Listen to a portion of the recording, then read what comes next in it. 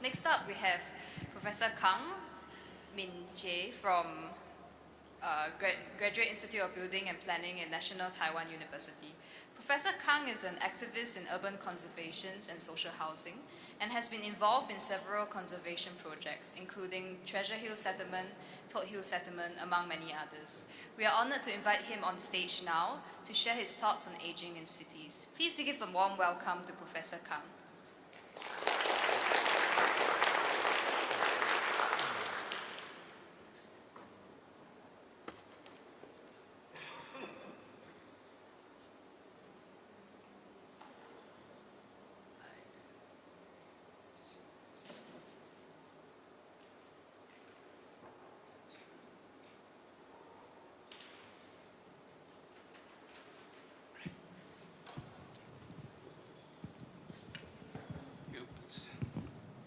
I'll do the same.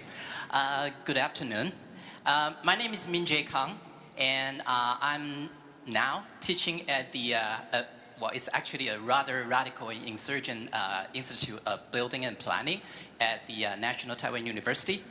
And in the past 2 decades, after I came back to Taipei, and I've been involved in a lot of community projects and some of the urban regeneration projects.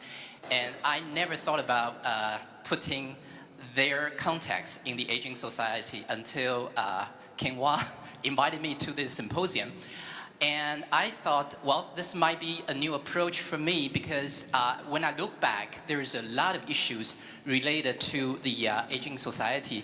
And to be honest, before today, maybe this will be the first time that I ever talked about aging society. I didn't even know the word genotology. And so I'm not in the sort of aging society context, but after you heard the stories, maybe you will see the relevance. Anyway, before we start, I want to give you some boring but significant sort of statistics. This is in Taiwan, okay?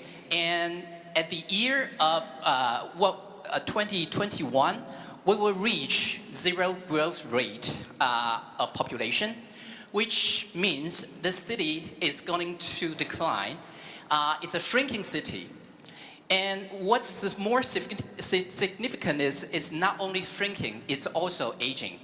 It's a shrinking come aging city, but this is in general in Taiwan, not only in Taipei. So far, the population of Taiwan is less than Shanghai alone, but in the future, it would decline very fast.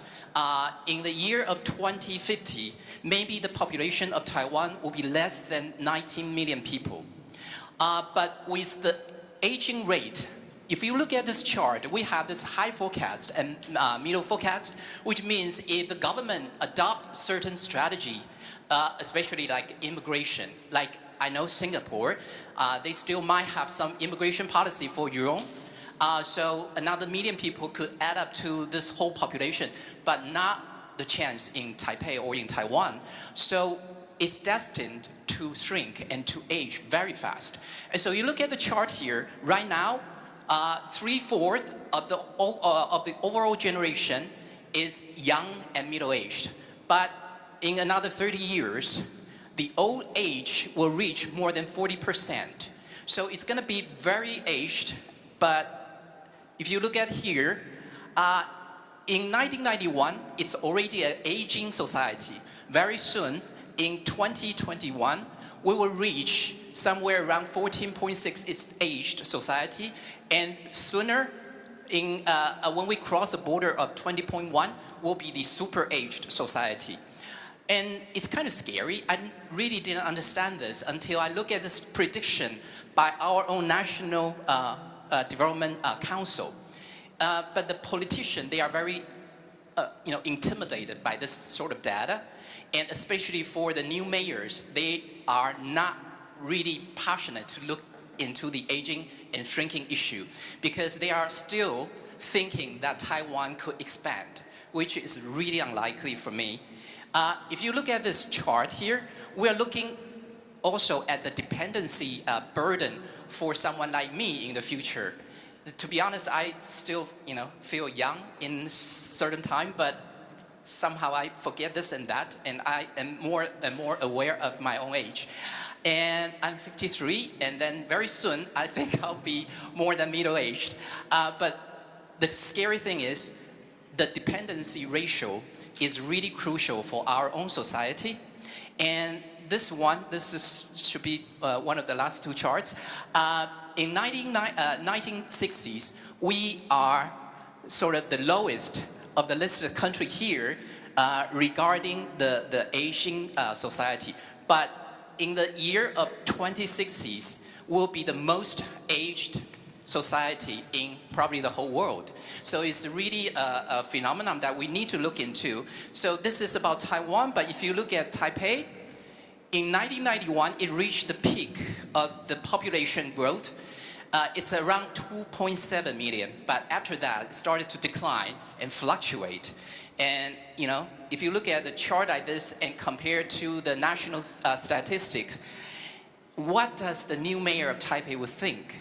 I thought he would be someone, you know, with rational idea, but very realistic based. But that's what he was thinking, that Taiwan or Taipei should still keep thinking about the idea of expanding.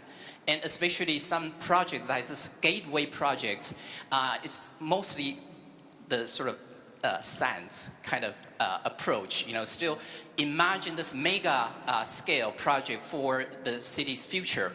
And this sort of renewal idea is mostly corporate-led, but now the state-led regeneration project is underway.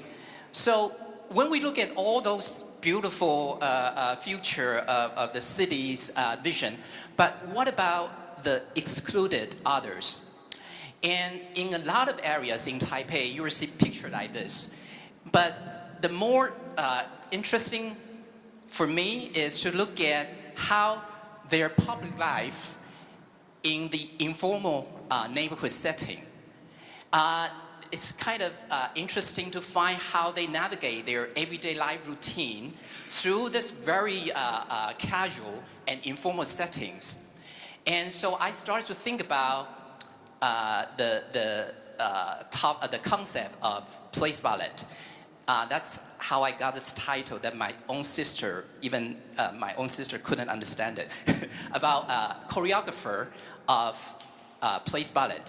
This is a concept borrowing from the phenomenologist David Seaman.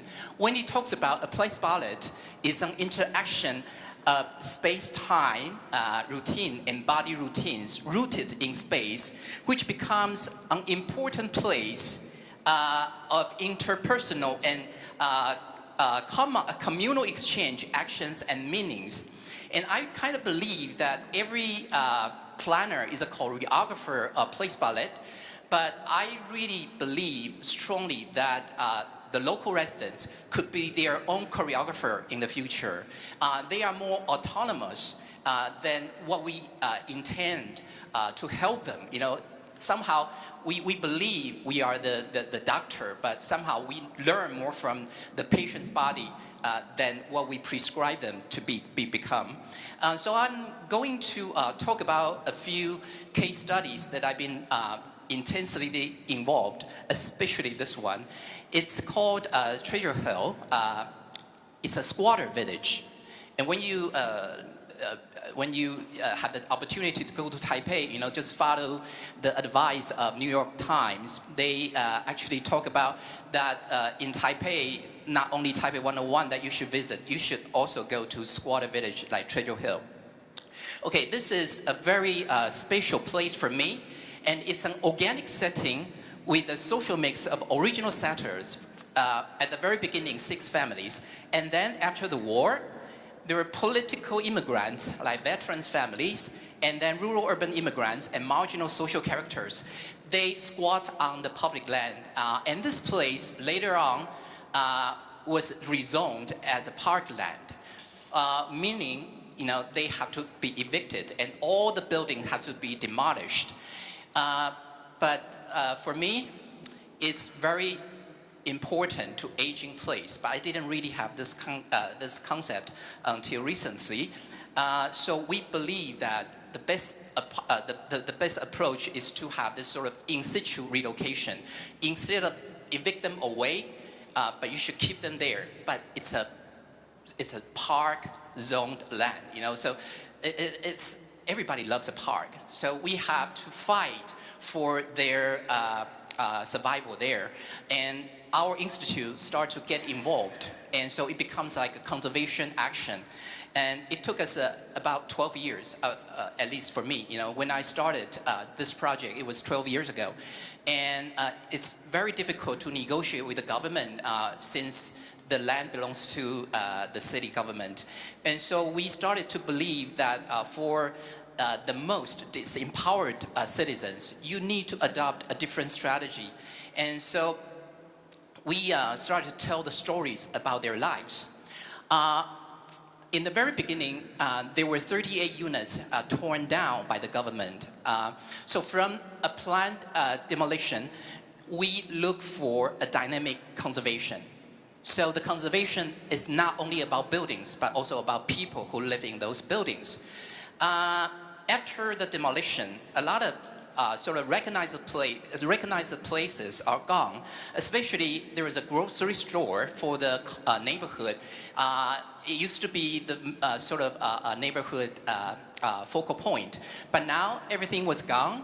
And then there was a blank wall. So we started to use the idea of putting a cinema, outdoor cinema over there. And this place happened to be an interesting scene where a lot of important directors made their films here, especially director Hou Xiaoxian. So he was a strong advocate about this conservation project. And the first thing that we could organize is to have a family cinema club. So every Wednesday night, they gather together at the demolished site. And now they are looking at the demolished site as a public space, an open plaza to watch movies at Wednesday night. And so it was kind of interesting for me to see the first time that they organized themselves as a different entity. And so we introduced a different approach. So we invite quite a lot of artivists. Of course, this is a newly invented word to combine art and activist. And so we invite quite a lot of interesting artivists to do participation projects at Treasure Hill. And to see if there's any opportunity for this neighborhood to survive from the green bulldozer. We call green bulldozer because it's a bulldozer for the park. And the first project is called The Attic. And this is a collaboration between our team and the Finnish architect, Marco Casagrande. And he has a long story to tell, but too bad we have very limited time. So I just want to tell you, by this collaboration with local community, we started to bring a different perspective to looking to this place as the attic of Taipei. And somehow it's kind of psychological to think about the subconscious of a place, not only about the sense of place, but also in the deeper subconscious. You will see why this is a collective memory of the Taipei city. And this is a very strange collaboration between local community and an avant-garde artist, but they enjoy that so much. So later on, we introduced a series of theater groups, and it's called Happening. And when you look at this picture, it's very difficult to imagine that the Indonesian artists to perform a ritual at Treasure Hill, and people start to dance around the public plaza. And that was also the first time that from local women, they told me that local seniors, man, they sit under the tree, which we describe as a perfect picture of a pattern, that they kind of see that as a gendered space, because when the old man sitting under the tree, the women dare not touch on this plaza. So that was the first time that they ever come around to dance around the plaza. And it was a kind of a touching scene for me. And later on, they participate in the mask making process. And actually they perform also with the theater group here. I have to rush up. And after the theater, we actually thought it might be beneficial for the senior citizen to play drums. You know, when they work together with the artist, they could move their fingers. And you know, drums, you can never go wrong with drums. It's only, you know, different beats for them. So they practiced drumming after they saw the movies in the cinema club. And it was kind of a funny experience. Also, there was another artist, Jeremy Liu, tried to make a garden portrait for the people here because he thought it's important for them to come back to local farming. But it's a rather difficult issue to talk about how to share the produce. So they asked each family to stand at the same corner to take a picture with one condition. You have to bring the most loved object or people to the scene. So they started to think, oh, who will be the most loved one in my own life experience?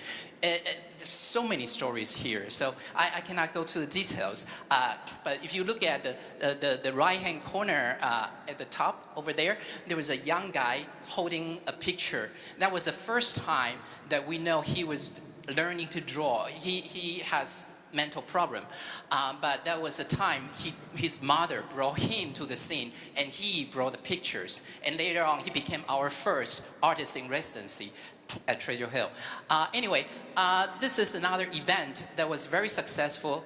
It actually endured times and it lasts till now. It's called Thursday Night 一家一菜, one family, one dish. So it's a shared kitchen and shared dining. But the most thing, the more important thing is we wrote down the recipe of culinary stories and hometown flavor because they came from all over China, all over Taiwan. So recipe alone, you could see the cultural mix of this community. And so later on, they started to do farming around the windmill that I recycle from another community. So there is a public garden now at the Treasure Hill. And during the weekend, we started to experiment with bazaar. So we have the Circle Bazaar and a lot of new sort of hipsters. The young generation came into this old community.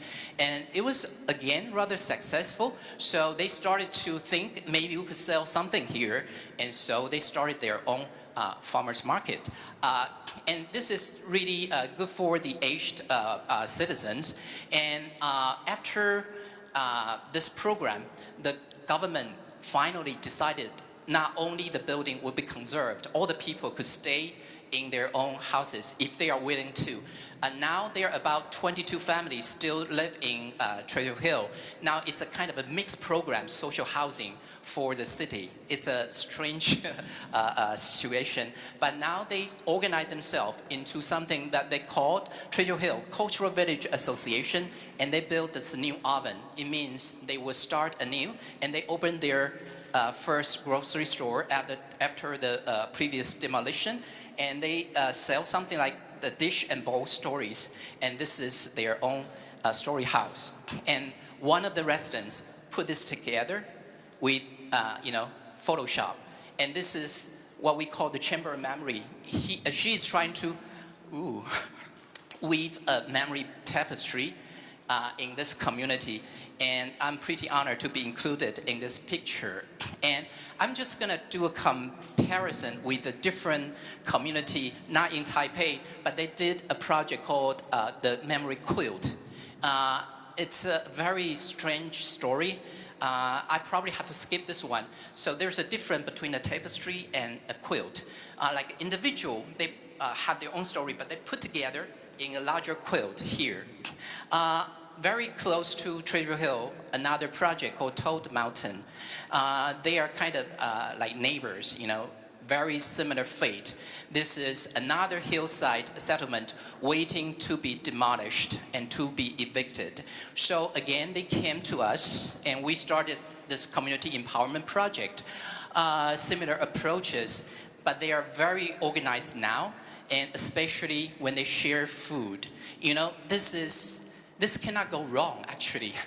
When they share food, this hometown flavor becomes like a very emotional binding process, and especially it's a mechanism of sharing. And then the old veterans, they started to tell stories about why this place needs to be preserved, especially during the Sino-American mutual defense period. And so this is something that we identify later on as a recognized, actually registered a cultural landscape. And this is Mr. Ye and her and his wife, Haka. And so we started to record like household story along with the place memories. Okay, and finally, these two places in Taipei are both preserved, one as a historical settlement and the other one as a cultural landscape. And so they can live in their own houses now. And another project, another long story, it's a locals housing. So they are waiting for new urban renewal project. I cannot go into the detailed, but this is again very aged, very marginalized society, and they most of the time live in small unit, conducting their daily life in between. So when we talk about social design, not only about spatial design, we also talk about strategy design and mechanism design. We think it's important to include social sustainability when we use the term of sustainable city. And again, the community empowerment project become the core value here in this very marginalized society. And we started to work with them with this participatory planning process, sharing together, especially when we try to show them some of the vision in the future. It's very difficult for them to understand. They cannot even look at a plan. They do not understand this God's eyes view, what that means in terms of their living environment.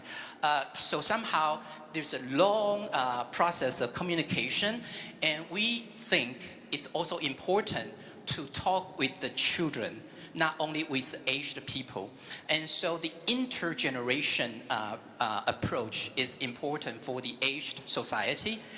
So we work with the children, and you look at the picture here, we actually create sort of a small animation with these kids in the school, and they become our leading surveyors of the community, and they did a lot of interesting mapping of this community.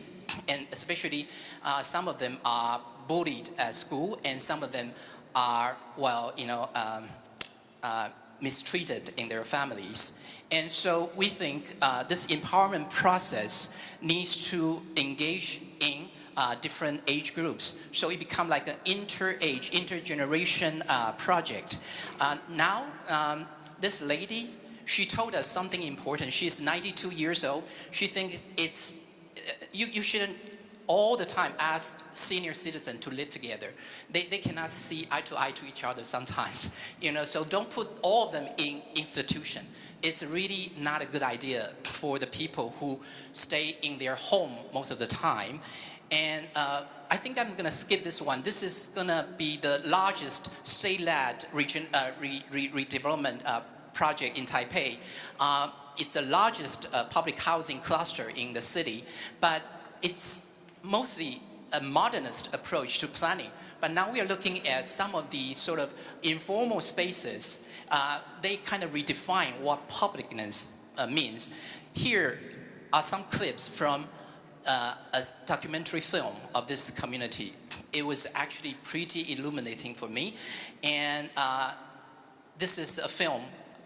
It's called South Airport Resettlement Housing Community Happiness Meal Delivery. So some of the volunteers, they deliver their lunchbox, their dinner meal to each family to see if each senior citizen is okay. But some of the volunteers are 92 years old. Mrs. Wang is in charge of this program, and she's 92 years old. And she feels empowered when she's doing something like this. Okay, now I'll talk about this totally different case study. This is actually the first community project that I work with in Taiwan. And I graduated from University of Washington in Seattle. So it was kind of an experiment. I brought a community called Fremont to Taipei, and they are famous for their parade in the summer solstice. And I thought, well, we could maybe try in Taipei. You know, they have to engage in 1 month of workshop to come to build their own floats and their costumes. And surprisingly, actually, not in a million years, I would think this will work in Taipei, in Asian society. They started to make things happen, and they reclaim the street and public spaces. And it's really amazing. A lot of women bring their children, and most of the time, they also bring the elders. And this developer who is in charge of this project sent their artists to a lot of disempowered community to help especially grandmothers to play samba.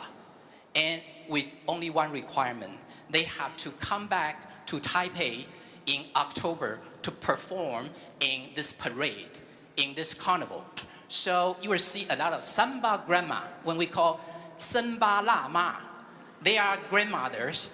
The oldest one is 84 years old, and they dressed up like, you know, a real dancer, real samba performer, playing drums, walking all the way right in front of the presidential hall. And this is now the largest parade out of this political demonstration in Taiwan. And now, this year, they started this samba grandmother competition. And so in different communities, you will see women coming out in costumes to take the street back and to reclaim public spaces. So before I end, I'm going to talk about my own mother, who is sitting right over there. This is the first time I ever invite my mother to a lecture. She couldn't even understand a word. Okay, and for me, she incarnates, she personifies active aging and aging in place. She lives alone in my own hometown. I'm teaching in Taipei, so most of the time she lives alone in a small town. And now she's befriended with 3 or 4 women in the community in a noodle shop. And whenever I went back home, I look at them sitting together, sharing a meal and working together. She's been teaching in an elementary school for 49 years before she retired. 20 years ago. And now she's 85. She's still able to travel to Singapore with me to participate in her own son's lecture. So I think this is quite important for me. In the future, I think the sort of creative aging will be the major issue in a lot of Asian cities. Thank you very much.